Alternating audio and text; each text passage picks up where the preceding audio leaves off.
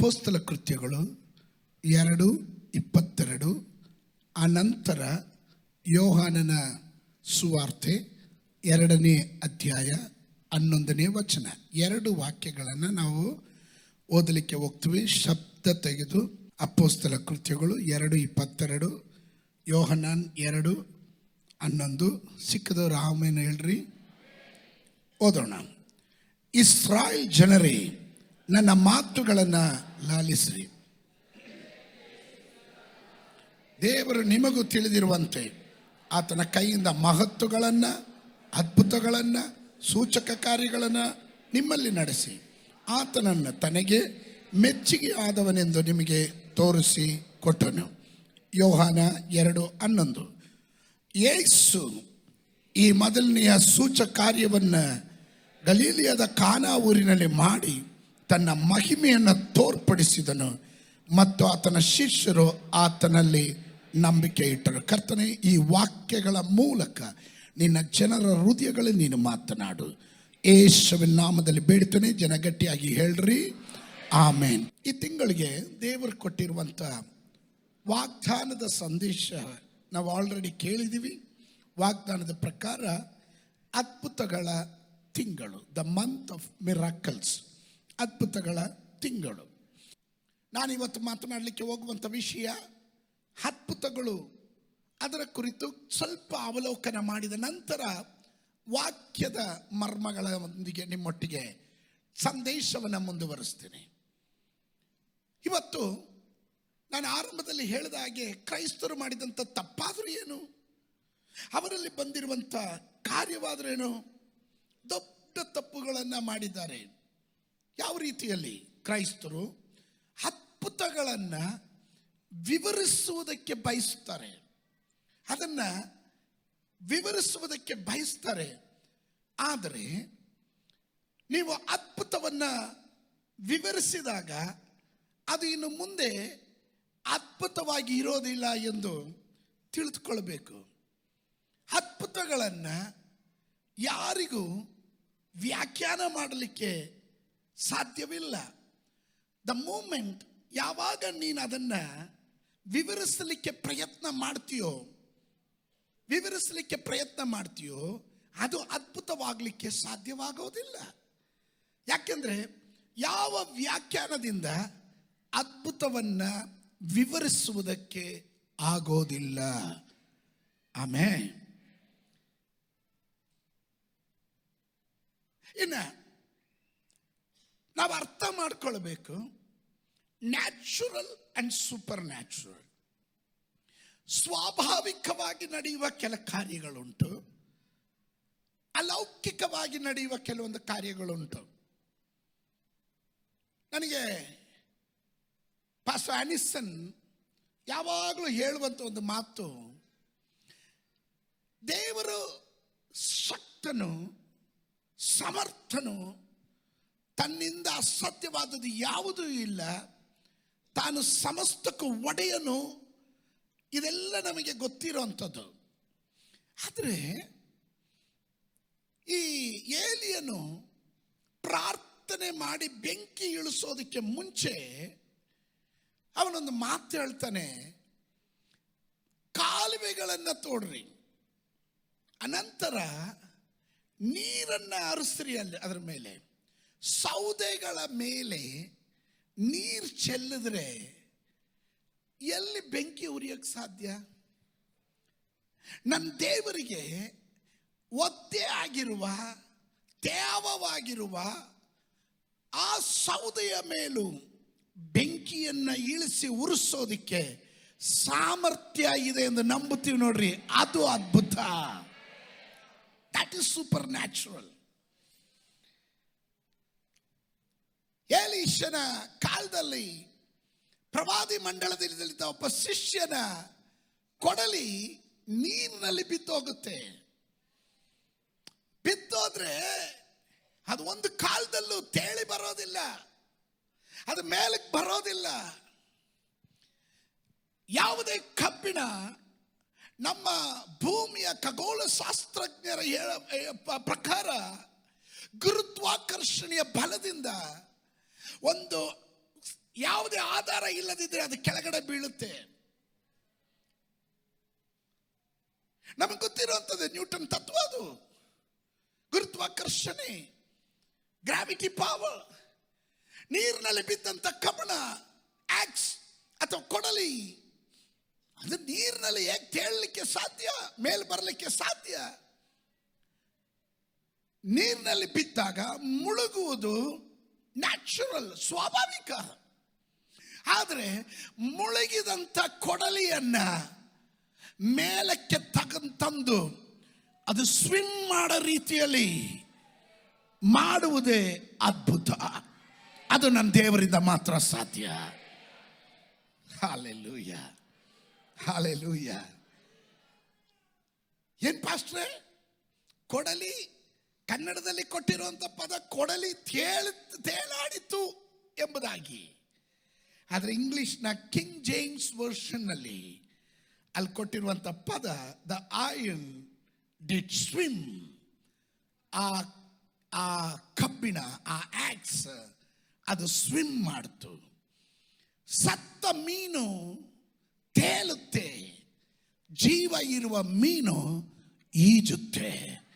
ನನ್ನ ದೇವರು ಏನಾದರೂ ಅದ್ಭುತ ಮಾಡಿದ್ರೆ ಅದು ಒಂದು ಕಡೆ ತೇಳೋದಲ್ಲ, ಜೀವ ಇಲ್ಲದೆ ಇರೋದಲ್ಲ, ಅದರಲ್ಲಿ ಜೀವ ಉಂಟಾಗುತ್ತೆ. ಈ ತಿಂಗಳು ದೇವರು ಅದ್ಭುತ ಮಾಡ್ತೀನಿ ಅಂತ ಹೇಳಿದ್ರೆ ಅದು ಒಂದು ಮಂಡಳದಲ್ಲಿ ನಿಲ್ಲೋದಿಲ್ಲ.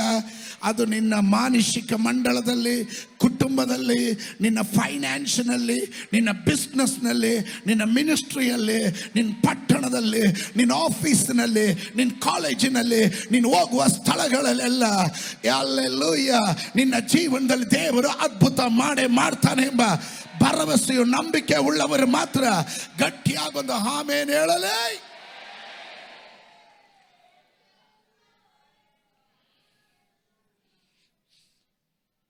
ದೇವರು ಒಂದು ಅದ್ಭುತವನ್ನ ಮಾಡಿದಾಗ ನಾವು ಅದಕ್ಕೆ ವಿವರಣೆಯನ್ನ ಕಂಡುಕೊಳ್ಳಲಿಕ್ಕೆ ಹೋಗೋದಿಲ್ಲ. ಬದಲಿಗೆ ನಮ್ಮ ದೇವರಾದ ಕರ್ತನಿಗೆ ಎಲ್ಲವನ್ನ ಆತನು ಮಾಡಲಿಕ್ಕೆ ಬಲ್ಲವನು ಎಂದು ಹೇಳುವುದರ ಮೂಲಕ ದೇವರಿಗೆ ಕೃತಜ್ಞತೆಯನ್ನ ಸಲ್ಲಿಸ್ತೇವೆ. ನೋಡ್ರಿ, ದಟ್ ಈಸ್ ಇಂಪಾರ್ಟೆಂಟ್.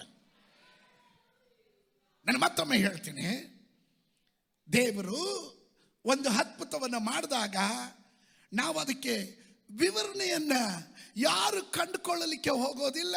ಅದಕ್ಕೆ ಬದಲಾಗಿ ನನ್ನ ದೇವರು ಎಲ್ಲವನ್ನ ಮಾಡಬಲ್ಲೆನು, ಅವನಿಗೆ ಅಸಾಧ್ಯವಾದದ್ದು ಒಂದೂ ಇಲ್ಲ, ನಂಬುವವನಿಗೆ ಎಲ್ಲ ಸಾಧ್ಯ ಅಂತ ಹೇಳಿದವನು, ಅವನ ಮೇಲೆ ನಂಬಿಕೆ ಇಟ್ಟವರಿಗೋಸ್ಕರವಾಗಿ ಅಸಾಧ್ಯವಾದ ಕಾರ್ಯಗಳನ್ನು ಸಾಧ್ಯ ಮಾಡೋದಕ್ಕೆ ನನ್ನ ದೇವರು ಶಕ್ತನಾಗಿದ್ದಾನೆ ಎಂದು ನಂಬುವವರು ಮಾತ್ರ ಅಂಥವರು ದೇವರಿಗೆ ಕೃತಜ್ಞತೆಯನ್ನು ಸಲ್ಲಿಸಲಿ.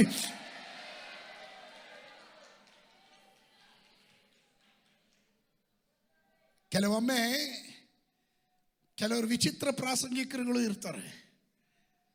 ಕೆಲವರಿಗೆ ನಂಬಿಕೆ ಇರೋದಿಲ್ಲ. ಸೇವೆ ಎನ್ನೋದು ಅವರೊಂಥರ ಡ್ಯೂಟಿ ಮಾಡ್ದಂಗೆ ಮಾಡೋರು ಇದ್ದಾರೆ, ಪ್ರೊಫೆಷ್ನಲ್ ಆಗಿ ಮಾಡೋರು ಇರ್ತಾರೆ. ಒಂದು ಪ್ರಾಸಂಗಿಕನ ಹೇಳಿದಂತೆ, ಕೆಂಪು ಸಮುದ್ರ ತುಂಬ ಆಳ ಏನು ಇರಲಿಲ್ಲ, ಜನ ಅದರಲ್ಲಿ ನಡ್ಕೊಂಡು ಆಚೆ ದಡ ಸೇರಿದ್ರು ಅಂತ. ಈ ಪ್ರಸಂಗ ಕೇಳ್ತಾ ಇದ್ದಂತ ಒಂದು ಅಜ್ಜಿ ಜಿಗಿದು ಅಲ್ಲೆಲ್ಲಿಯೋ ಹೇಳ್ತಾ ಇದ್ರಂತೆ. ಈತನಿಗೆ ಆಶ್ಚರ್ಯ ಆಯಿತು, ಯಾಕೆ ಈ ಅಜ್ಜಿ ಇಷ್ಟು ಅಲ್ಲೆಲ್ಲಿಯೋ ಹೇಳ್ತಾ ಇದ್ದಾರೆ, ನಾನಂತ ಮರ್ಮ ಏನು ಹೇಳಲಿಲ್ವಲ್ಲ, ಸಾಧಾರಣವಾದ ವಿಷಯ ತಾನೇ ಹೇಳಿದೆ, ಅದಕ್ಕೆ ಯಾಕೆ ಇಷ್ಟೊಂದು ಕುಣಿತಾ ಇದ್ದಾರೆ ಅಂತ. ಈತನಿಗೆ ಅರ್ಥ ಆಯಿತು, ಇವಳೇನೋ ನನ್ನನ್ನು ಅವಮಾನ ಮಾಡೋಕ್ಕೆ ಅಡ್ಡಿ ಮಾಡೋದಕ್ಕೆ ಮಾಡ್ತಾ ಇದ್ದಾಳೆ ಅನ್ನೋ ಕಾರಣದಿಂದ ಪ್ರಸಂಗವನ್ನು ನಿಲ್ಲಿಸಿ ಆ ಅಜ್ಜಿ ಹತ್ರ ಕೇಳಿದ್ರಂತೆ, ಯಾಕವ್ವ ಅಲ್ಲೆಲ್ಲಿಯ ಅಂತ ಜಿಗಿದು ಕುಣಿತಾ ಇದೆಯಾ, ಯಾಕೆ ಅಂತ. ಆಗ ಅಜ್ಜಿ ಹೇಳಿದ್ರಂತೆ, ಬೋಧಕರೇ, ನನ್ನ ದೇವರು ಎಂಥ ಅದ್ಭುತ ಮಾಡಿದ್ದಾನೆ, ಆಳ ಇಲ್ಲದೆ ಇರೋ ನೀರಿನಲ್ಲಿ ನಡ್ಕೊಂಡು ಹೋಗಿದೆ, ಎಂಥ ಅದ್ಭುತವಾ ಅಂತ ತಿರ್ಗಾ ಪ್ರೀಚರ್ ಕೇಳಿದಂತೆ. ಅದಕ್ಕೆ ಅಜ್ಜಿ ಉತ್ತರ ಹೇಳಿದ್ರಂತೆ, ಈ ಆಳ ಇಲ್ಲದೆ ಇರುವ ನೀರಿನಲ್ಲಿ ಐಗುಪ್ತರನ್ನ ಮುಳುಗಿಸಿ ಅದರಲ್ಲಿ ಅವರ ರಥಗಳನ್ನ ಅವರ ಸೈನ್ಯಗಳನ್ನ ಮುಳುಗಿಸಿಕೊಂಡನಲ್ಲ, ಆ ದೇವರು ಎಷ್ಟು ದೊಡ್ಡವನು ಪಾಸ್ಟ್ರೇ ಅಂತ. ಇನ್ನು ಕೆಲವರು ಹೇಳ್ತಾರೆ, ಯೇಸು ಸ್ವಾಮಿ ಶಿಲುಬೆಯಲ್ಲಿ ಸತ್ತಿಲ್ಲ, ಮೂರ್ಛೆ ಹೋಗಿದ್ರು, ಹಂಗೆ ತಗೊಂಡೋಗಿ ಒಳಗಡೆ ಹಾಕಿದ್ರು, ಏನೇನೋ ಕತೆ ಕಟ್ತಾರೆ. ನನ್ನ ಯೇಸು ಅವನು ಶಿಲುಬೆಯ ಮರಣವನ್ನು ಅಪ್ಪಿಕೊಳ್ಳುವುದಕ್ಕೆ ಮುಂಚಿತವಾಗಿಯೇ ತನ್ನ ಮರಣವನ್ನು ತಿಳಿಸಿದವನು. 3ನೇ ದಿವಸ ಎದ್ದು ಬರ್ತೀನಿ ಅಂತ ಘಂಟಾಘೋಷವಾಗಿ ಇವತ್ತಿನವರೆಗೂ ಒಂದು ಮನುಷ್ಯ ದೇವರುಗಳು ಹೇಳಲಿಲ್ಲ. ಆದರೆ ನನ್ನ ಯೇಸು ಮನುಷ್ಯ ದೇವರಲ್ಲ, ಅವನೇ ದೇವರಾಗಿದ್ದರಿಂದ ಅವನ ಮರಣಕ್ಕೆ ಮುಂಚೆನೇ ತನ್ನ ಮರಣದ ಇಂಥ ರೀತಿಯಲ್ಲಿ ನಡೆಯುತ್ತೆ, ಇಂಥ ರೀತಿಯಲ್ಲಿ ಅವರು ಸಮಾಧಿಗೆ ಆಗ್ತಾರೆ, ಇಂಥ ರೀತಿಯಲ್ಲಿ 3ನೇ ದಿವಸ ಎದ್ದು ಬರ್ತೀನಿ, ಮತ್ತೆ 40 ದಿವಸ ನಾನು ಕಾಣಿಸ್ಕೊಳ್ತೇನೆ. ಇದೆಲ್ಲ ಯಾರು ಜೀವಂತವಾಗಿರುವಾಗ ಹೇಳಲ್ಲ ಕಣ್ರಿ. ಅದು ನನ್ನ ಯೇಸು ಒಬ್ಬನೇ ಹಾಗೆ ಹೇಳೋದಿಕ್ಕೆ ಸಾಧ್ಯ.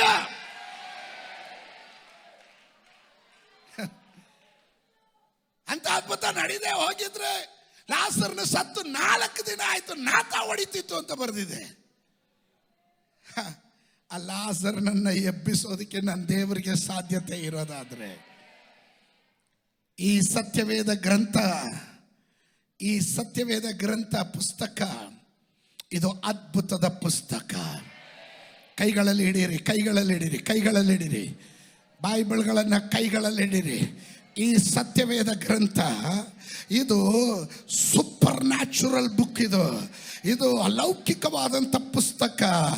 ಈ ಪುಸ್ತಕದ ಒಳಗಡೆ ಇರುವಂಥ ದೇವರು ಇವನು ಅದ್ಭುತ ಸ್ವರೂಪದವನು. ಈ ಬೈಬಲ್ನಲ್ಲಿ ಇರುವಂಥ ದೇವರು ಅದ್ಭುತ ದಾಯಕನು, ಅದ್ಭುತ ಸ್ವರೂಪನು. ಇವನು ಸೂಪರ್ ನ್ಯಾಚುರಲ್ ಆಗಿದ್ದಾನೆ. ಅದರಿಂದಲೇ ಈ ಸತ್ಯವೇದ ಗ್ರಂಥವನ್ನ ನಾವು ಘಂಟಾಘೋಷವಾಗಿ ಪ್ರಚಾರ ಮಾಡ್ತೇವೆ. ಮೊಟ್ಟೆ ಮೊದಲು ಬಂತ, ಕೋಳಿ ಮೊದಲು ಬಂತ ಅಂತ ಕೇಳೋರು ಇದ್ದಾರೆ. ಬಿಲ್ಲಿಗ್ರಾಮ್ ಹತ್ರ ಒಬ್ರು ಯಾರ ಕೇಳಿದ್ರಂತೆ, ಸರ್ ಯೋನ ನನ್ನ ಯೋನ ನುಂಗದ್ನ ಅಂತ. ಅಂದ್ರೆ ನಮ್ಮ ಪ್ಲೇಟಲ್ಲಿ ಇಟ್ಕೊಂಡು ತಿಂತೀವಲ್ಲ.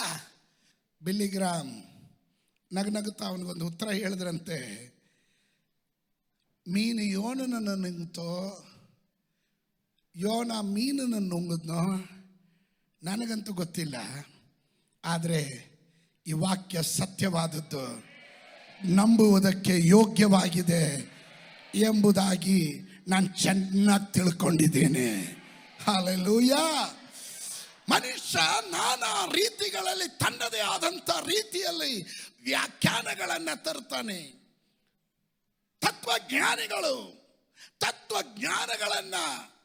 ಜ್ಞಾನಗಳ ಮೂಲಕ ಯೇಸುವನ್ನ ಕಂಡುಹಿಡಿಯೋದಕ್ಕೆ ಹುಡುಕೋದಕ್ಕೆ ಪ್ರಯತ್ನ ಮಾಡ್ತಾರೆ.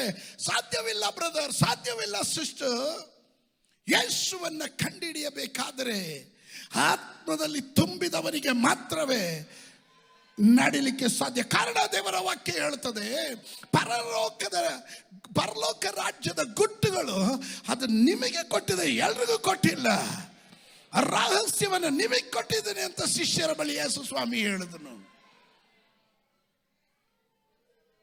ಕೋಳಿ ಮೊದಲು ಬಂತ, ಮೊಟ್ಟೆ ಮೊದಲು ಬಂತ, ಯಾವುದಾದ್ರೂ ಮೊದಲು ಬರಲಿ, ನೀನು ಮೊದಲನೇವನೇ ಆಗು ದೇವರ ಸನ್ನಿಧಾನದಲ್ಲಿ. ಹಲ್ಲೆಲೂಯಾ. ಸತ್ಯವೇದ ಗ್ರಂಥದಲ್ಲಿ ಅಪೊಸ್ತಲ ಕೃತ್ಯಗಳು 2:22 ನಾವು ಓದಿದ್ವಿ. ಅಲ್ಲಿ ನಾವು ಹೀಗೆ ಕಾಣ್ತೇವೆ, ಇಸ್ರಾಯೇಲ್ ಜನರೇ ನಿನ್ನ ಮಾತುಗಳನ್ನೆಲ್ಲ ಆಲಿಸ್ರಿ. ಪೇತ್ರನು ಎದ್ದು ನಿಂತು ಯೇಸು ಕ್ರಿಸ್ತನ ಕುರಿತಾಗಿ ತಾನು ಅಭಿಷೇಕ ಹೊಂದಿದ ಮೇಲೆ ಪವಿತ್ರಾತ್ಮ ಭರಿತನಾಗಿ ಮಾತನಾಡ್ತಾ ಇದ್ದಾನೆ.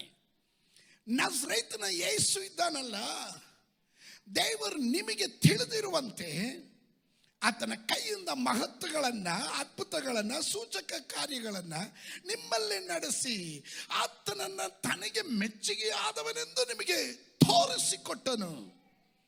ಯಾವುದೇ ಅದ್ಭುತಗಳು ನಡೆಯಬೇಕಾದ್ರೆ ಹೊಸ ಒಡಂಬಡಿಕೆಯ ಪ್ರಕಾರ 3 ಪದಗಳು ಒಟ್ಟಿಗೆ ಬರಬೇಕು. 3 ಪದಗಳು ಒಟ್ಟಿಗೆ ಬಂದ್ರೇನೆ ಅದ್ಭುತಗಳಿಗೆ ಒಂದು ಪ್ರತ್ಯೇಕತೆ ಉಂಟಾಗುವುದು. ಯಾವುದ 3 ಪದಗಳು?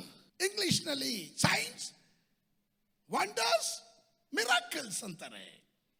ಕನ್ನಡದಲ್ಲಿ ಸೂಚಕ ಕಾರ್ಯಗಳು, ಮಹತ್ತುಗಳು ಮತ್ತು ಅದ್ಭುತಗಳು.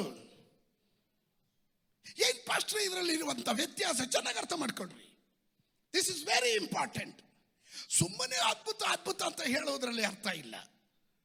ಅದ್ಭುತ ಅಂದ್ರೆ ಇದು ಶಕ್ತಿಗೆ ಅನುಗುಣವಾದದ್ದು ಅಥವಾ ಶಕ್ತಿಯಲ್ಲಿ ಕೇಂದ್ರೀಕೃತವಾಗಿರುವಂಥದ್ದು. ಹೊಸ ಒಡಂಬಡಿಕೆಯಲ್ಲಿ ಅನೇಕ ಸ್ಥಳಗಳಲ್ಲಿ ಈ ಮಿರಾಕಲ್ ಅಥವಾ ಅದ್ಭುತ ಎಂಬ ಪದಕ್ಕೆ ಬದಲಾಗಿ ಗ್ರೀಕ್ ಪದ ಡ್ಯೂನಾಮಿಸ್ ಅನ್ನೇ ಉಪಯೋಗಿಸಿದ್ದಾರೆ. ಡ್ಯೂನಾಮಿಸ್ ಅಂದ್ರೆ ಶಕ್ತಿ. ಅಲ್ಲಿಂದನೇ ಇಂಗ್ಲಿಷ್ ಪದ ಡೈನಾಮೆಟ್ ಅನ್ನೋದು ಬಂದಿತ್ತು. ಸ್ಫೋಟಕ ಶಕ್ತಿ, ಡೈನಾಮೆಟ್ ಅನ್ನೋ ಪದ ಬಂತು.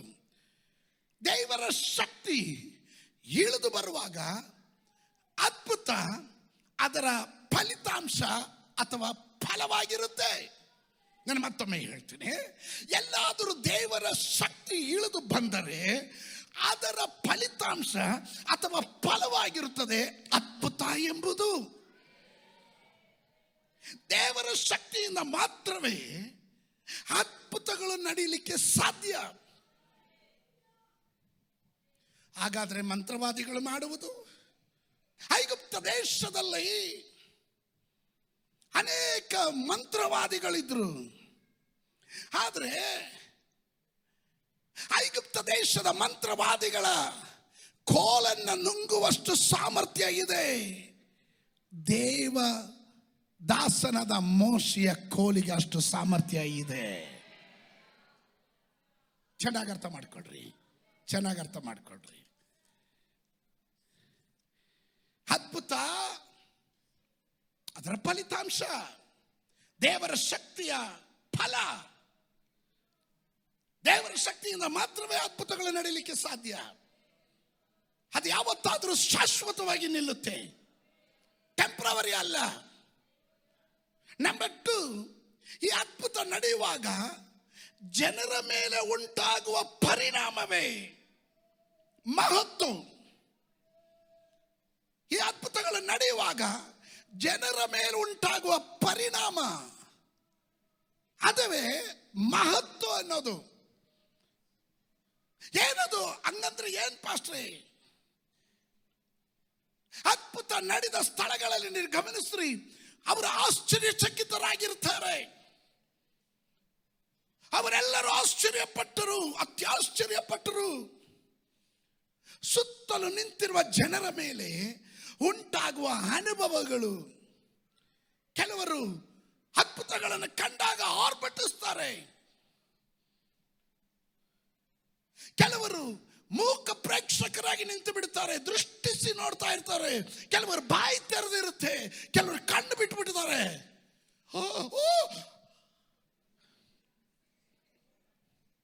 That is wonders. ದೇವರ ಮೇಲೆ ನಂಬಿಕೆ ಇಲ್ಲದ ಇರುವ ನಾಸ್ತಿಕನು ಸಹ ಅದ್ಭುತವನ್ನು ಕಂಡ್ರೆ ಆಶ್ಚರ್ಯ ಪಡ್ತಾನೆ. ಇದು ಹೇಗಾಯ್ತು ಎಂದು ಬಾಯಿ ತೆರೆದು ಕಣ್ಣು ರಪ್ಪೆ ಮಿಟುಕಿಸದೆ ನೋಡ್ತಾ ಇರ್ತಾನೆ. ಅದುವೇ ಮಹತ್ವ ಅಥವಾ ವಂಡರ್ ಅಂತ ಕರೆಯೋದು. ಮೂರನೇದು ಸೈನ್ಸ್, ಸೂಚಕ ಕಾರ್ಯಗಳು. ಗ್ರೀಕ್ ಪದ ಶಿಮಿಯಾನ್ ಅಂದ್ರೆ ಏನೋ ಒಂದು ಕಾರ್ಯವನ್ನ ಸೂಚಿಸ್ತಾ ಇರುವಂಥದ್ದು. ಸೂಚಕ ಅಂದ್ರೆ ಪಾಯಿಂಟ್ ಔಟ್ ಮಾಡೋದು. ಏನು ಅಂದ್ರೆ ಸೂಚಕ ಕಾರ್ಯ ಅಂದ್ರೆ ಏನು? ಯಾವುದನ್ನೋ ಸೂಚಿಸ್ತಾ ಇರುವುದು ಮತ್ತು ಅದರ ಹಿಂದೆ ಒಂದು ಸಂದೇಶವಿದೆ. ಸಮಥಿಂಗ್ ಪಾಯಿಂಟಿಂಗ್ ಔಟ್, ಏನು ತೋರಿಸುತ್ತಾ ಇದರ ಹಿಂದ್ಗಡೆ ಒಂದು ಮೆಸೇಜ್ ಇದೆ, ಒಂದು ಸಂದೇಶ ಇದೆ. ಒಂದು ಅದ್ಭುತ ನಡೆದರೆ ಆ ಅದ್ಭುತಗಳ ಹಿಂದೆ ಒಂದು ಸಂದೇಶದ ಸೂಚನೆ ಇದ್ದೇ ಇರುವಂಥದ್ದಾಗಿರುತ್ತೆ. Hallelujah, hallelujah. ನಿಮಗೊಂದು ಫೈನಾನ್ಷಿಯಲ್ ಬ್ಲೆಸ್ಸಿಂಗ್, ಆಶೀರ್ವಾದ ದೇವರು ಉಂಟು ಮಾಡಿದನು ಅಂತ ತಿಳ್ಕೊಳ್ರಿ. ಅದು ನಿಮ್ಮ ಜೀವಿತದಲ್ಲಿ ಯು ನೆವರ್ ಎಕ್ಸ್ಪೆಕ್ಟೆಡ್, ನೀವು ನಿರೀಕ್ಷಿಸಿರಲಿಲ್ಲ. ನಿಮ್ಮ ಜೀವನದಲ್ಲಿ ದೇವರೊಂದು ಭಯಂಕರವಾದಂಥ ಅದ್ಭುತ ಮಾಡಿಬಿಟ್ರು. ನಿಮಗದು ಆಶ್ಚರ್ಯವಾಯಿತು, ಭಯಂಕರ ಆಶ್ಚರ್ಯ. ಅದೇ ವಂಡರ್, ಮಹತ್ತು. ಇದು ಹೇಗೆ ಸಂಭವಿಸಿತು ಎಂಬುದಾಗಿ ನೀನು ಆಶ್ಚರ್ಯ ಪಡ್ತಾ ಇರ್ತೀಯ. ಇದು ಹೇಗೆ ಸಂಭವಿಸ್ತಪ್ಪ? ಆದರೆ ದೇವರು ನಿನ್ನ ಜೀವನದಲ್ಲಿ ಒಂದು ಆಶೀರ್ವಾದದ ಬುಗ್ಗೆಯನ್ನು ತೆರೆಯುವಾಗ, ಒಂದು ಆಶೀರ್ವಾದವನ್ನು ಮಾಡುವಾಗ, ಅದರ ಹಿಂದುಗಡೆ ನಿನಗೆ ದೇವರೊಂದು ಸಂದೇಶವನ್ನು ಕೊಡ್ತಾ ಇದ್ದಾನೆ. ನಿನ್ನ ದೇವರು ತಕ್ಕ ಸಮಯದಲ್ಲಿ ನಿನಗೆ ಒದಗಿಸುವ ದೇವರು ಎಂದು ಅವನು ಸಂದೇಶ ರವಾನೆ ಮಾಡ್ತಾ ಇದ್ದಾನೆ. Come on, somebody shout hallelujah.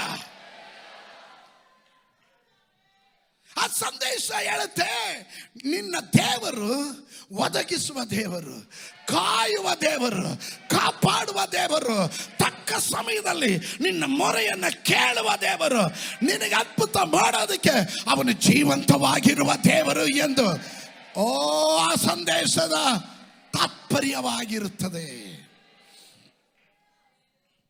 Science always points to God. ದೇವರನ್ನ ಸೂಚಿಸ್ತಾ ಇರುತ್ತೆ.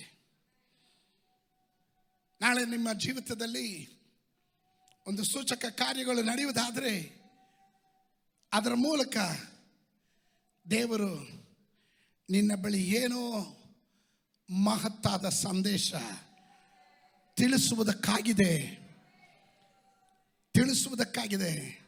ಇಲ್ಲಿ ಗಮನಿಸ್ರಿ ಪ್ರಿಯರೇ, ಇಲ್ಲಿ ಅದ್ಭುತ ಮಾತ್ರವಲ್ಲ, ಅದರ ಅಂತ್ಯ, ಅದರ ಹಿಂದೆ ಇರುವ ಒಂದು ಸಂದೇಶ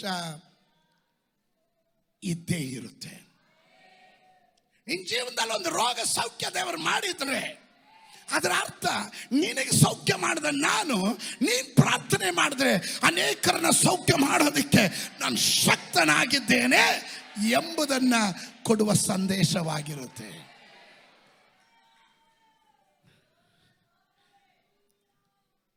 ನನ್ನ ಮಗ, ನನ್ನ ತಂದೆ, ನನ್ನ ಗಂಡ, ಅಯ್ಯೋ ಪಾಸ್ಟ್ರೇ, ಒಂದು ಕಾಲದಲ್ಲಿ ಇವರ ರಕ್ಷಣೆ ಹೊಂದೋದಿಲ್ಲ ಪಾಸ್ಟ್ರೇ, ಇವರ ಹೃದಯ ಕಠಿಣ ಪಾಸ್ಟ್ರೇ, ಎಷ್ಟು ಸುವಾರ್ತೆ ಕೇಳಿದ್ರು ಇವರು ಬಗ್ಗಲ್ಲ ಪಾಸ್ಟ್ರೇ.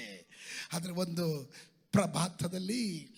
ಸುಪ್ರಭಾತದಲ್ಲಿ ಅವರು ದೇವರ ಸಮ್ಮುಖದಲ್ಲಿ ಬಂದು ಕರ್ತನನ್ನು ಅಂಗೀಕರಿಸುವಾಗ ಆ ಸಹೋದರಿ ಹೇಳ್ತಾಳೆ, ಇದು ಆಶ್ಚರ್ಯ ಪಾಸ್ಟ್ರೇ, ಇದು ಆಶ್ಚರ್ಯ, ಇದು ಬಹಳ ಅದ್ಭುತ ಪಾಸ್ಟ್ರೇ ಅಂತ. ಸಹೋದರಿ, ಇದು ಅದ್ಭುತ ಮಾತ್ರವಲ್ಲ, ಅಲ್ಲಿಗೆ ಅದು ಕೊನೆಗೊಳ್ಳೋದಿಲ್ಲ. ಅದರಲ್ಲಿ ಒಂದು ಘಟನೆ ಇದೆ, ಒಂದು ಸೂಚನೆ ಇದೆ. ನಿನ್ನ ಮನೆಯಲ್ಲಿ ನೀನು ಒಬ್ಬಳು ರಕ್ಷಣೆ ಹೊಂದಿದ್ರೆ ನಿನ್ನ ಮನೆಯವರು ಸಹ ರಕ್ಷಣೆ ಹೊಂದುತ್ತಾರೆ. ಅದು ಮಾಡೋದಕ್ಕೆ ನಾನು ಶಕ್ತನಾಗಿದ್ದೇನೆ ಎಂಬ ಸಂದೇಶವನ್ನ ರವಾನೆ ಮಾಡುವುದೇ ಆಗಿದೆ ಸೈನ್ಸ್. ಹಲ್ಲೆಲೂಯಾ. ಈ ಮೂರು ವಿಷಯಗಳು ಒಟ್ಟಿಗೆ ಬರುವುದೇ ದೇವರ ಕ್ರಿಯೆಗಳು. ದೇವರ ಶಕ್ತಿ ದೇವರು ಪ್ರಕಟಿಸ್ತಾನೆ. God will reveal the dunamis. ದೇವರು ತನ್ನ ಶಕ್ತಿಯನ್ನು ಪ್ರಕಟಿಸ್ತಾನೆ. 2, ಜನರ ಮೇಲೆ ಆಶ್ಚರ್ಯವನ್ನ ಉಂಟು ಮಾಡ್ತಾನೆ. ನಿಮ್ಮ ಕುಟುಂಬದವರಿಗೆ ಇದು ಸಂಭವಿಸಬಹುದು, ಸುತ್ತಮುತ್ತಲಿನ ಜನರಿಗೆ ಇದು ಸಂಭವಿಸಬಹುದು. ಇದನ್ನು ಅವರು ಅನುಭವಿಸಬಹುದು. ಕಾರಣ ಅವರು ಯಾವ ನಿರೀಕ್ಷೆಗೆ ಮೀರಿದ, ಅವರು ನಿರೀಕ್ಷಿಸಿದ ಕಾರ್ಯಗಳಿಗೆ ಮೀರಿದ ಕಾರ್ಯ ಅಲ್ಲಿ ಸಂಭವಿಸುವಾಗ ಅವರಿಗೆ ಆಶ್ಚರ್ಯ ಪಡ್ತಾರೆ, ವಂಡರ್ ಆಗ್ತಾರೆ. ಆಮೇಲೆ ಇವತ್ತು ಹಗಲೊತ್ತಿನಲ್ಲಿ ನಾನು ನಿಮಗೆ ಪ್ರವಚನ ಶಬ್ದವಾಗಿ ಹೇಳ್ತೇನೆ. ನಾನು ಒಂದು ಮಾತು ಹೇಳ್ತಾ ಇದ್ದೀನಿ. ವಿಲಿಯಂ ಕೇರಿ ಅವರು, ಶ್ರೇಷ್ಠ ಮಿಷನರಿ ವಿಲಿಯಂ ಕೇರಿ, ತಾನು ಹೀಗೆ ಹೇಳಿದನು, expect great things from god and attend great things for god. ದೇವರಿಂದ ಶ್ರೇಷ್ಠವಾದದನ್ನು ನಿರೀಕ್ಷಿಸು ಮತ್ತು ದೇವರಿಗೋಸ್ಕರ ಶ್ರೇಷ್ಠವಾದದನ್ನು ಮಾಡುವುದಕ್ಕೆ ನೀನು ತಯಾರಾಗಿರು. ಇವತ್ತು ಯೇಸುವಿನ ನಾಮದಲ್ಲಿ ಆ ಪದವನ್ನು ನೆನಪಿಸುತ್ತಾ ನಾನು ನಿಮಗೊಂದು ಸಂದೇಶ ಕೊಡ್ತಾ ಇದ್ದೇನೆ. ಹಲ್ಲೆಲೂಯಾ. ಇವತ್ತು ನೀವು ಈ ಆರಾಧನೆ ಮುಗಿಸ್ಕೊಂಡು ಮನೆಗೆ ಹೋಗುವಷ್ಟರಲ್ಲಿ ನೀವು ನಿರೀಕ್ಷಿಸುವ ಕಾರ್ಯಕ್ಕಿಂತ ಮಿಗಿಲಾದ ಯಾವುದೋ ಒಂದು ಅದ್ಭುತ ನಿಮಗಾಗಿ ಕಾಯ್ತಾ ಇದೆ, ನಿಮಗಾಗಿ ಕಾಯ್ತಾ ಇದೆ, ನಿಮಗಾಗಿ ಕಾಯ್ತಾ ಇದೆ ಬ್ರದರ್, ನಿಮಗಾಗಿ ಕಾಯ್ತಾ ಇದೆ ಸಿಸ್ಟರ್. ಆನ್ಲೈನ್ಗಳಲ್ಲಿ ವೀಕ್ಷಿಸ್ತಾ ಇರುವವರು ಅದ್ಭುತ ಸಾಕ್ಷಿಯಾಗಿ ನೀವು ಎದ್ದು ನಿಲ್ಲುವ ಕಾಲ ಬಂದಿದೆ. ನೀವು ತಲೆ ತಗ್ಗುವ ಕಾಲ ಮುಗಿಯಿತು, ಕಣ್ಣು ನೀರು ಸುರಿಸಿದ ಕಾಲ ಮುಗಿಯಿತು. ನಿಮ್ಮ ಜೀವನದಲ್ಲಿ ದೇವರು ಮಹತ್ ಕಾರ್ಯ ಮಾಡುವ ಕಾಲಕ್ಕೆ ಈ ತಿಂಗಳು ನೀವು ಪ್ರವೇಶ ಮಾಡಿಪಟ್ಟಿದ್ದೀರಿ. ಮೂರನೇದು, ದೇವರು ಇದರ ಹಿಂದೆ ಒಂದು ಸಂದೇಶವನ್ನು ಕಳಿಸ್ತಾನೆ. ಇದರ ಪ್ರತ್ಯೇಕತೆ ಏನಂದರೆ, ಅದ್ಭುತದ ಮೇಲೆ ದೇವರ ನಾಮ ಮಹಿಮೆ ಹೊಂದಲ್ಪಡುತ್ತದೆ. ಯಾವುದೇ ಅದ್ಭುತದ ಮೇಲೂ ಯಾವ ಮನುಷ್ಯನಿಗೂ ಪ್ರಶಂಸೆ ಪಡಲಿಕ್ಕಾಗೋದಿಲ್ಲ. ಅದಕ್ಕೆ ಅಪೊಸ್ತಲನಾದ ಪೌಲನು ಹೇಳುತ್ತಾನೆ, ಹೋಗಲಿಕ್ಕೊಳ್ಳುವುದಕ್ಕೂ ಪ್ರಶಂಸೆ ಪಡುವುದಕ್ಕೂ ನನಗೆ ಆಸ್ಪದ ಇಲ್ಲ. ಇವತ್ತೊಂದು ಜ್ವರ ಸೌಖ್ಯ ಆಗ್ಬಿಟ್ರೆ ಸಾಕು, ಅವ್ರನ್ನ ಹಿಡಿಯೋದೇ ಭಾರಿ ಕಷ್ಟ ಆಗ್ಬಿಟ್ಟಿದೆ. ನಾನು ಮಾಡಿದೆ, ನಾನು ಕೈ ಇಟ್ಟೆ, ನಾನು ಪ್ರಾರ್ಥನೆ ಮಾಡಿದೆ, ಅದ್ಭುತ ನಡೆದ್ಬಿಡ್ತು. ಸರ್, ನೀನೆಲ್ಲ ಮಾಡಿದ್ದು, ನಿನ್ನ ದೇವರು ಮಾಡಿದ್ದು ಸ್ವಾಮಿ. ಈ ಅದ್ಭುತದ ಮೂಲಕ ನಿನ್ನ ದೇವರು ಯಾರು ಎಂದು ನೀನು ಚೆನ್ನಾಗಿ ತಿಳಿದುಕೊಳ್ಳುವ ಹಾಗೆ ದೇವರು ಮಾಡ್ತಾನೆ. ಅದಕ್ಕೆ ನಾನು ಯೋಹಾನ ಸುವಾರ್ತೆ 2:11 ಓದಿಸಿದ್ದು. ಯೇಸು ಈ ಮೊದಲನೆಯ ಸೂಚಕ ಕಾರ್ಯವನ್ನು ಗಲಿಲಾಯದ ಕಾನಾ ಊರಿನಲ್ಲಿ ಮಾಡಿ ತನ್ನ ಮಹಿಮೆಯನ್ನು ತೋರ್ಪಡಿಸಿದನು. ಹಾಲೆಲೂಯಾ. ತನ್ನ ಮಹಿಮೆಯನ್ನು ತೋರ್ಪಡಿಸಿದನು. ಇವತ್ತು ಕೆಲವರ ಒಳಗಡೆ ಅದ್ಭುತಗಳು ನಡೆಯೋದು. ಸಿಸ್ಟರ್, ನಿನ್ನ ಲೈಫ್ನಲ್ಲಿ ದೇವರು ಮಿರಕಲ್ಗಳನ್ನು ಮಾಡುವುದು. ಹಾಲೆಲೂಯಾ. ನೀನು ಸಂತೋಷದಿಂದ ಸೂತ್ರದಲ್ಲಿ ಸ್ತೋತ್ರ ಹೇಳು ಹೋಗೋದಕ್ಕಲ್ಲ, ಅದರ ನಡುವೆ ನನ್ನ ದೇವರ ನಾಮ ಮಹಿಮೆಗೊಳ್ಳೋದಕ್ಕೆ, ಪಟ್ಟಣದಲ್ಲಿ ನಿನ್ನ ಕುಟುಂಬದವರ ಮಧ್ಯದಲ್ಲಿ, ನೀನು ವಾಸ ಮಾಡುವ ಜನರ ನಡುವೆ, ನಿನ್ನ ಆಫೀಸಿನಲ್ಲಿ, ನಿನ್ನ ಕಾಲೇಜಿನಲ್ಲಿ, ನೀನು ಹೋಗುವ ಸ್ಥಳಗಳಲ್ಲೆಲ್ಲ ಈ ಅದ್ಭುತ ಒಂದು ಸಂದೇಶ ರವಾನೆ ಮಾಡ್ತಾ ಇದೆ. ಅಲ್ಲಲ್ಲಿಯಾ, ಇದರ ಮಹಿಮೆಗೆ ಪಾತ್ರನು ನಾನಲ್ಲೋ, ನನ್ನ ದೇವರಾಗಿದ್ದಾನೆ. Hallelujah. Blessed be the name of the Lord. Signs, wonders, miracles. Let me explain. ಇದನ್ನ ನಾವು ಯಾವ ರೀತಿಯಲ್ಲಿ ಕಾಣಬಹುದು? How can I see a miracle in my life, in my ministry, ನನ್ನ ಸೇವೆಯಲ್ಲಿ, ನನ್ನ ಬಿಸ್ನೆಸ್ ಅಲ್ಲಿ ಯಾವ ರೀತಿಯಲ್ಲಿ ನಾನು ಈ ಅದ್ಭುತಗಳನ್ನು ಕಾಣಬಹುದು? ಇದಕ್ಕೆ ಆಧಾರ ದೇವರ ವಾಕ್ಯದ ಮೂಲಕ. ಓ ಕಮ್ ಆನ್, ವಾಕ್ಯದ ಮೂಲಕ. ರೋಮಾಪುರದವರಿಗೆ ಬರೆದ ಪತ್ರಿಕೆಯಲ್ಲಿ ಹೇಳಿದ ಪ್ರಕಾರ, ಸಾರದೆ ಕೇಳುವುದು ಹೇಗೆ, ಕೇಳದೆ ನಂಬುವುದೇ ಹೇಗೆ? ಸಾರಿದ ವಾರ್ತೆಗೆ ನಂಬಿಕೆಯೇ ಆಧಾರವಾಗಿದೆ. ಆ ಆಧಾರಕ್ಕೆ ದೇವರ ವಾಕ್ಯವೇ ಆಧಾರವಾಗಿದೆ. ಆಮೆನ್. ಹಾಗಾದ್ರೆ ಯಾವ ಅದ್ಭುತಗಳಾದರೂ ದೇವರ ವಾಕ್ಯದ ಮೂಲಕ ನೀನು ಕಾಣಬೇಕಾಗಿದೆ. Praise God.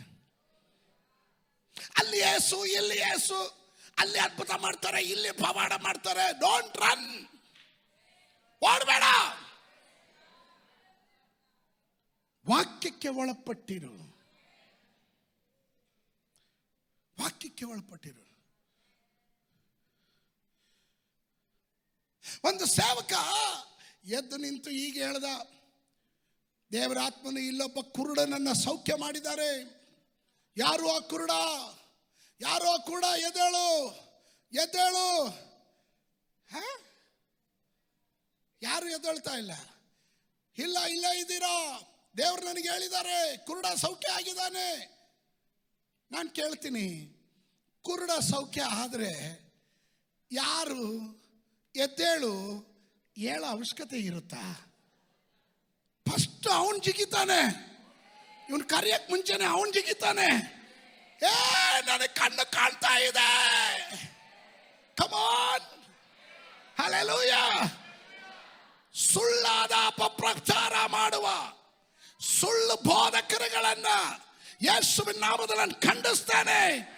ಎಲ್ಲ ಅದ್ಭುತಗಳಿಗೂ ಒಡೆಯನು ಯೇಸು ಮಾತ್ರವೇ. ನಾವು ಕೇವಲ ಮನುಷ್ಯರು ಮಾತ್ರ. ಹಲ್ಲೆಲೂಯಾ. ನಮ್ಮ ಕೈ ಮೂಲಕ ದೇವರು ಏನಾದರೂ ಮಾಡಿದ್ರೆ ಅದರ ಪೂರ್ಣ ಮಹತ್ವ ದೇವರಿಗಲ್ಲದೆ ಮತ್ತಾರಿಗೂ ಅಲ್ಲ. ಕಾರಣ ನನ್ನ ದೇವರು ಹೇಳ್ತಾನೆ, ನನಗೆ ಸಲ್ಲಬೇಕಾದ ಗೌರವವನ್ನು ನಾನು ಮತ್ತೊಬ್ಬರಿಗೆ ಬಿಡಲೊಲ್ಲೆನು.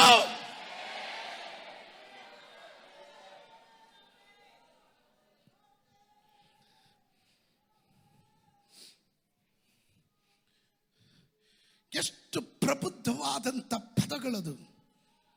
ನನಗೆ ಸಲ್ಲಬೇಕಾದ ಗೌರವವನ್ನು ನಾನು ಮತ್ತೊಬ್ಬರಿಗೆ ಬಿಡಲೊಲ್ಲೆನು. ಏನಿವತ್ತು ದೇವರು ಅಂದರೆ ಏನು? ಅವ್ರ ಪಾಕೆಟಲ್ಲಿ ಇಟ್ಕೊಂಡ ಮಕ್ಕಳ ಆಟದ ಸಾಮಾನು ತರನ ಅಥವಾ ಆಟದ ಹಾಡಿಕೆ ತರನ?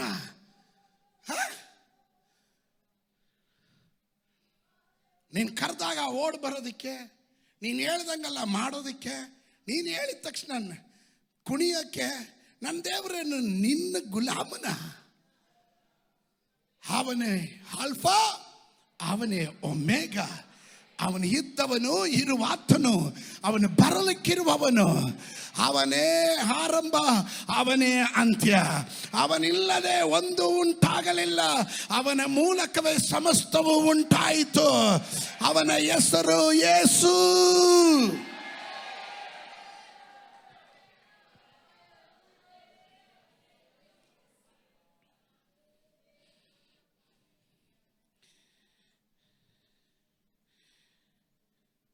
ದೇವರು ನಿನಗೊಂದು ರೋಗ ಸೌಖ್ಯ ಮಾಡಿದಾಗ ಅದರ ಹಿಂದೆ ಒಂದು ಸಂದೇಶ ಇದೆ.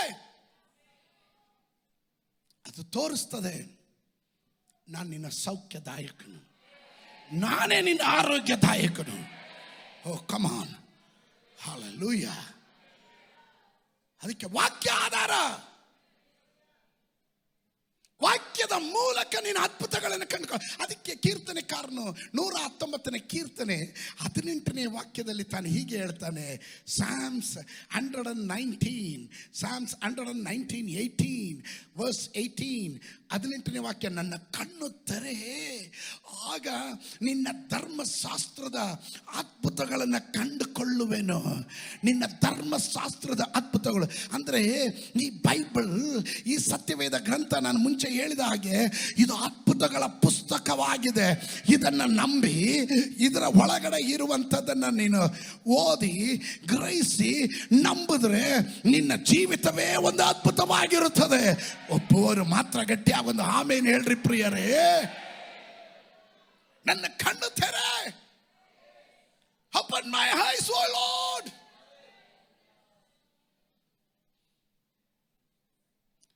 ಆಗ ನಿನ್ನ ಧರ್ಮಶಾಸ್ತ್ರದ ಅದ್ಭುತಗಳನ್ನು ಕಂಡುಕೊಳ್ಳುವೆನು. ಇದರಲ್ಲಿ ಅನೇಕ ಅದ್ಭುತಗಳಿದೆ, ಇದರಲ್ಲಿ ಅನೇಕ ಅದ್ಭುತಗಳಿದೆ. ಇದು ಹಸಿದವರಿಗೆ ಆಹಾರ, ಕೈಗೆ ಕಣ್ಣಾಡಿ. ಹಾಲೆಲೂಯ. ಕಲ್ಲಾದ ಹೃದಯಕ್ಕೆ ಇದು ಚಮ್ಮಟಿ, ಇದು ಇಬ್ಬಾಯಿ ಕತ್ತಿ, ಹೇಳುವವನಿಗೂ ಕೇಳುವವನಿಗೂ ಅನ್ವಯಿಸುತ್ತೆ. ಈ ವಾಕ್ಯ ಜೀವವುಳ್ಳದು, ಚೈತನ್ಯವುಳ್ಳದು, ಜೇನಿಗಿಂತಲೂ ಜೇನು ತುಪ್ಪಕ್ಕಿಂತಲೂ ರುಚಿಕರವಾದದ್ದು. ಇದು ಕೀಳು ಮಜ್ಜೆಗಳಲ್ಲಿ ತೂರಿ ಹೋಗುವುದಕ್ಕೆ ಸಾಮರ್ಥ್ಯವುಳ್ಳ ವಾಕ್ಯಗಳಾಗಿರುತ್ತದೆ. ಈ ವಾಕ್ಯಗಳನ್ನು ಕಳುಹಿಸಿ ಅವನು ನಿನ್ನನ್ನು ಸೌಖ್ಯ ಮಾಡ್ತಾನೆ. ಇವತ್ತು ಇಲ್ಲಿ ಪ್ರಸಂಗ ಮಾಡ್ತಾ ಇರುವಾಗಲೇ ICU ವಾರ್ಡ್ಗಳಲ್ಲಿ ಇರುವವರು, ಆಸ್ಪತ್ರೆಗಳಲ್ಲಿ ಇರುವವರು, ಮನೆಗಳಲ್ಲಿರುವ ಸಮಸ್ತ ರೋಗಿಗಳು ಯೇಸುವಿನ ನಾಮದಲ್ಲಿ ಈ ವಾಕ್ಯದ ಶಕ್ತಿಯ ನಿಮಿತ್ತ ಸೌಖ್ಯವಾಗಲಿ, ಸೌಖ್ಯವಾಗಲಿ. This is the power of the word of God.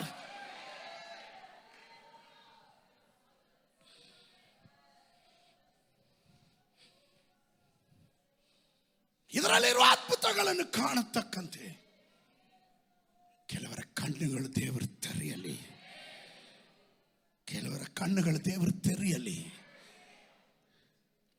ಪ್ರಸಂಗ ಕೇಳೋದಲ್ಲ, ಪ್ರಸಂಗ ಕೇಳಿ ಹೋದ ಮೇಲೆ ನೀವುಗಳು ಈ ಬೈಬಲನ್ನು ಓದಬೇಕು.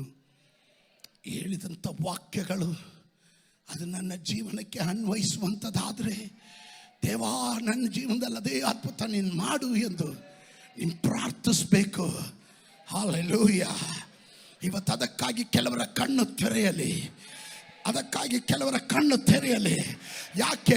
ಇದುವರೆಗೂ ಕಾಣದೇ ಇರುವ ಅದ್ಭುತಗಳು ನಿನ್ನ ಕುಟುಂಬದಲ್ಲಿ ಕಾಣತಕ್ಕಂತೆ, ನಿನ್ನ ಮಕ್ಕಳ ಜೀವನದಲ್ಲಿ ಕಾಣತಕ್ಕಂತೆ, ನಿನ್ನ ಸಂಸಾರದಲ್ಲಿ ಕಾಣತಕ್ಕಂತೆ, ನಿನ್ನ ಬಿಸ್ನೆಸ್ ಅಲ್ಲಿ ಕಾಣತಕ್ಕಂತೆ, ನಿನ್ನ ಸೇವೆಯಲ್ಲಿ ಕಾಣತಕ್ಕಂತೆ, ಈ ಸಭೆಯಲ್ಲಿ ಕಾಣತಕ್ಕಂತೆ, ನಮ್ಮನ್ನು ಆನ್ಲೈನ್ಗಳಲ್ಲಿ ವೀಕ್ಷಿಸ್ತಾ ಇರುವ ಪ್ರತಿಯೊಂದು ವ್ಯಕ್ತಿಗಳು, ಕುಟುಂಬಗಳು, ಸಭೆಗಳು, ಸೇವಕರುಗಳು ಕಾಣತಕ್ಕಂತೆ ಇವತ್ತು ಕೆಲವರ ಕಣ್ಣುಗಳು ತೆರೆಯಲೇ.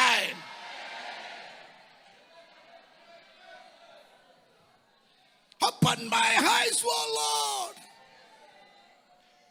I can see wonders.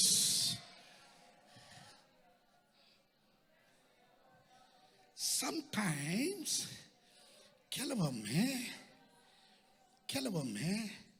there is a problems. ಚರ್ಚ್ಗೆ ಬರ್ತೀಯಾ, ಆರಾಧನೆ ಮಾಡ್ತೀಯಾ, ಭಾನುವಾರ ಒಂದು ದಿನ ಬಂದು ನೀನು ಒಳ್ಳೆ ಸೂಪರ್ಫಿಷಿಯಲ್ ಆತ್ಮಿಕನ್ ಥರ ನಟನೆ ಮಾಡ್ತೀಯಾ? ನಿನ್ನ ನೋಡಿದ್ರೆ ಅಪ್ಪ ಭಕ್ತ ಶಿರೋಮಣಿ ಅನ್ಬಿಡ್ಕೋಬೇಕು. ಸ್ತೋತ್ರ. ಆದರೆ ಇವತ್ತು ನೀನು ಕುರುಡನಾಗಿದ್ದೀಯಾ? ಇವತ್ತು ನೀನು ಕುರುಡನಾಗಿದ್ದೀಯಾ? ಬೆತ್ತಸ್ತ ಕೊಳದ ಬಳೆಯಲ್ಲಿ ಬಿದ್ದಿದ್ದಂಥ 38 ವರ್ಷಗಳಿಂದ ಬಿದ್ದಿದ್ದಂಥ ಪಾರ್ಶ್ವವಾಯು ರೋಗಿ ಅನೇಕರ ಅದ್ಭುತಗಳನ್ನು ಕಂಡ, ಜೀವನದಲ್ಲಿ ಕಾಣಲಿಲ್ಲ.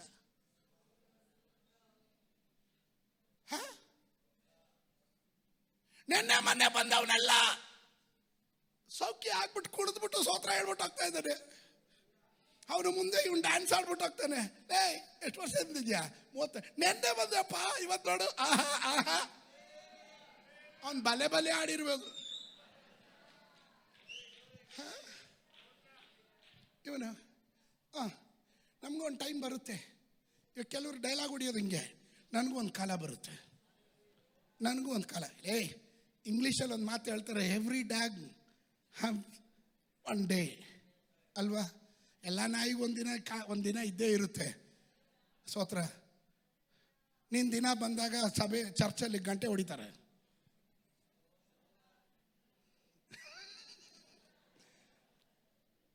ಡೈಲಾಗ್ ಹೊಡೆಯೋದಕ್ಕೇನಂತೆ, ನನಗೂ ಒಂದಿನ ಬರುತ್ತೆ, ನನಗೂ ಒಂದಿನ ಬರುತ್ತೆ. ದಿನ ಬಂದಿದೆಯೋ ಕಣ್ ತೆರೆದು ನೋಡ. ಓ ನಿನ್ನ ಅದ್ಭುತದ ದಿನ ಇವತ್ತೇ. This is the day that the Lord has made. We will rejoice. ಇದು ದೇವರು ಸಿದ್ಧ ಮಾಡಿರುವ ದಿನ, ಅದ್ರಲ್ಲಿ ನಾವು ಸಂತೋಷ ಪಡ್ತೇವೆ. ನಾವು ಇನ್ನೊಂದು ದಿನಕ್ಕಾಗಿ ಕಾಯ್ತಾ ಇಲ್ಲ, ನಾಳೆಗಾಗಿ ಕಾಯ್ತಾ ಇಲ್ಲ. ಬರುವ 24 ಗಂಟೆ ಒಳಗಡೆ ನಿಮ್ಮ ಜೀವನದಲ್ಲಿ ಅದ್ಭುತ ನಡಿಬೇಕಾದ್ರೆ ಇವತ್ತು ಆಲಯ ಬಿಟ್ಟು ಹೋಗೋದಕ್ಕೆ ಮುಂಚೆ ನಿನ್ನ ಕಣ್ಣು ತೆರೆದಿರಬೇಕು. Come on, shout somebody. ಶಬ್ದ ತೆಗೆದು ಸ್ತೋತ್ರ ಹೇಳ್ರಿ.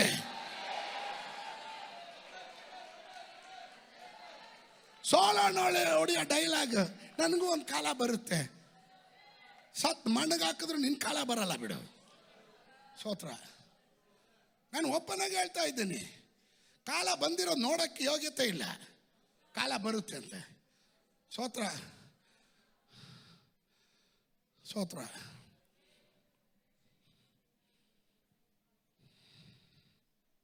ಕೆಲವರಿಗೆ ಆಲಯಕ್ಕೆ ಬರ್ತಾರೆ, ಅದ್ಭುತ ಕಾಣ್ತಾ ಇಲ್ಲ. ಏನ್ರಿ ಇವರೆಲ್ಲ ಹೇಳೋದು ಕೇಳಿದ್ರೆ ಏನು ನಮಗೇನಪ್ಪ ನಂಬಕ್ಕೆ ಕಷ್ಟ ಆಗುತ್ತೆ. ನಾನು ಇಷ್ಟು ವರ್ಷದಿಂದ ಇದ್ದೀನಿ ಗೊತ್ತಾ, ನಮ್ಮ ಜೀವನದಲ್ಲಿ ನಡೀತೀರಿ ಅಂತ ಅವ್ರ ಜೀವನದಲ್ಲಿ ಹಂಗೆ ನಡೀತೆ ಇಲ್ಲ. ಬಿಡ್ರಿ ಎಲ್ಲ ಪಾಸ್ಟರ್ ಹೇಳ್ಕೊಟ್ಟು ಹೇಳಿರ್ಬೋದು ಅವರು. ಹೌದು, ಕೆಲ ಪಾಪಿಗಳು ಹಂಗೂ ಕೆಲ ವಿಶ್ವಾಸಿಗಳು ಹಂಗೂ ಚಿಂತೆ ಮಾಡ್ತಾರೆ.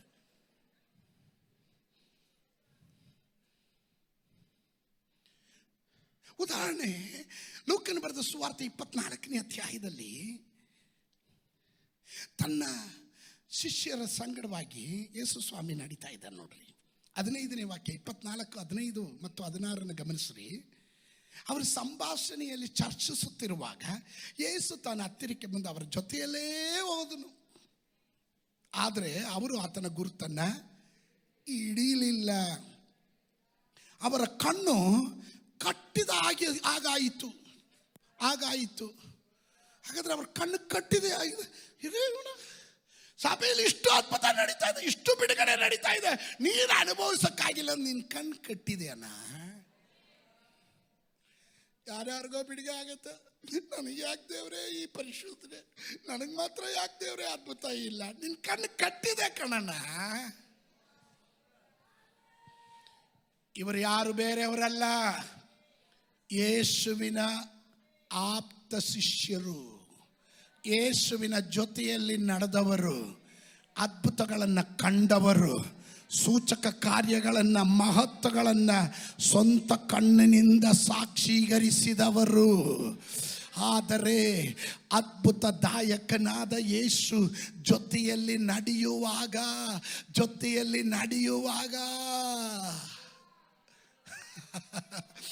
ಅವರಿಗೆ ಯೇಸುವನ್ನ ಗುರುತಿಡಿಯಕ್ಕೂ ಆಗಲಿಲ್ಲ ನೋಡ್ರಿ.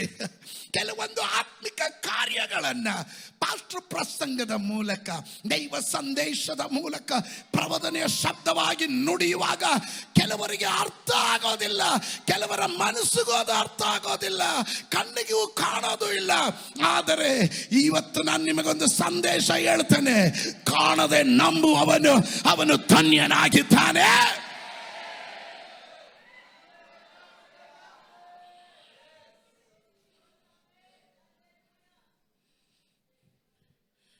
ಕಣ್ಣು ಕಟ್ಟಿದ ಹಾಗಾಯಿತು.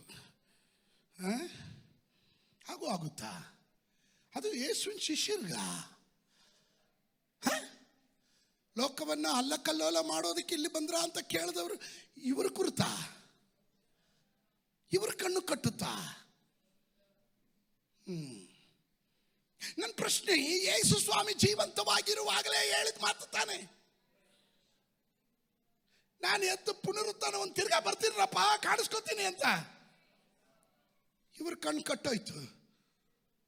ಇವತ್ತು ಕೆಲವರ ಕಣ್ಣು ತೆರೆಯಲಿ, ಧರ್ಮಶಾಸ್ತ್ರದ ಅದ್ಭುತಗಳನ್ನು ಕಾಣತಕ್ಕಂತೆ. Hallelujah, hallelujah, hallelujah. ಮಿರಾಕಲ್ ನಡೀತಾರೆ ಇಲ್ಲ, ಅದ್ಭುತ ನಡೆಯೋದೇ ಇಲ್ಲ, ಅದ್ಭುತ ನಡೀತಾನೆ ಇದೆ.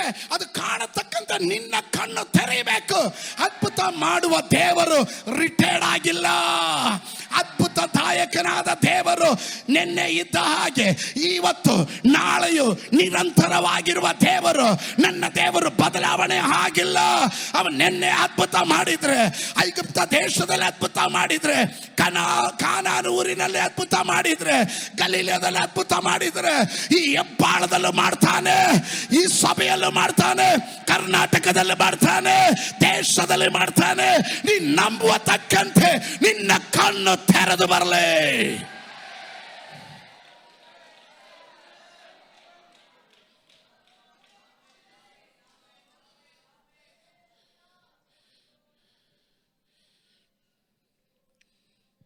ಅದರ 30ನೇ ವಾಕ್ಯ ನೋಡ್ರಿ.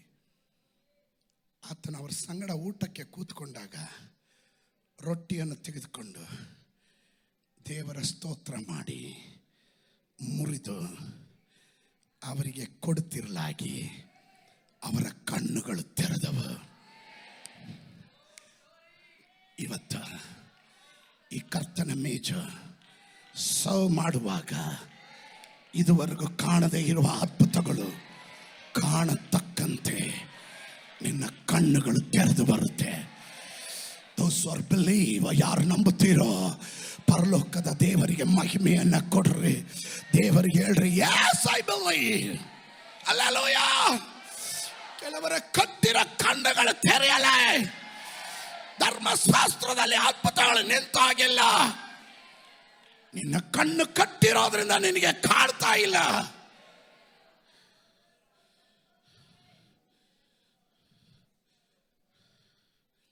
ವಿಶ್ವಾಸಿಗಳು ಸುಲಭವಾಗಿ ಹೇಳ್ತಾರೆ, ನಾನು ತುಂಬ ದಿನ ಹೋದೆ, ಏನು ನಡೀಲಿ, ಅದಕ್ಕೆ ಹೋಗೋದು ಬಿಟ್ಬಿಟ್ಟೆ.